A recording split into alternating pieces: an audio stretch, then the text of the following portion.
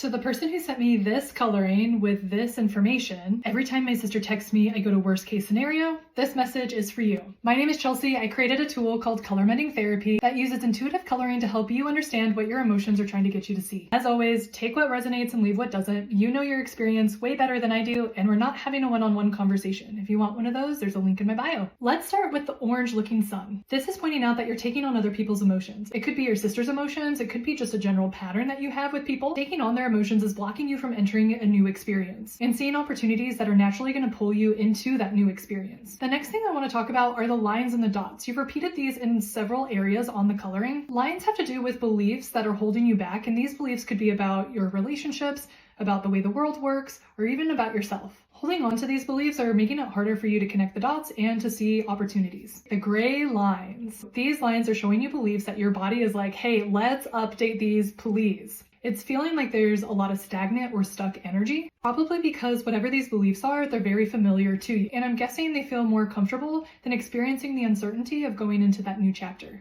Moving on to the orange lines. These are just reminding you that when you carry other people's emotions, it doesn't leave room or space for you to connect with your own. The yellow lines. These lines are showing you that the more you stay stuck in this pattern, the more misaligned you're going to feel, and the easier it's going to be for you to make decisions that are uncharacteristic to you and what you want. Let's move to the gray and orange squiggly lines. There are 10 of these. The number 10 has to do with new chapters and beginnings, and squiggles have to do with your life's purpose and mission. The gray and the orange combination are showing that you're fixated on the end goal versus the little steps that you can take every day that will eventually get you to your end goal. It's like you're building a house and hyper-fixated on the blueprint and the instructions versus beginning and taking small steps, even if you have to redo something or might get something wrong. This long, thick purple line is reminding you that you don't have to reinvent the wheel to make a lot of progress. Best practices are best practices for a reason. It doesn't mean you can't tailor these best practices to you and your individual circumstances, but you don't have to start from scratch. And the last thing we have are these two pink zigzag lines. The thicker line represents detaching from yourself,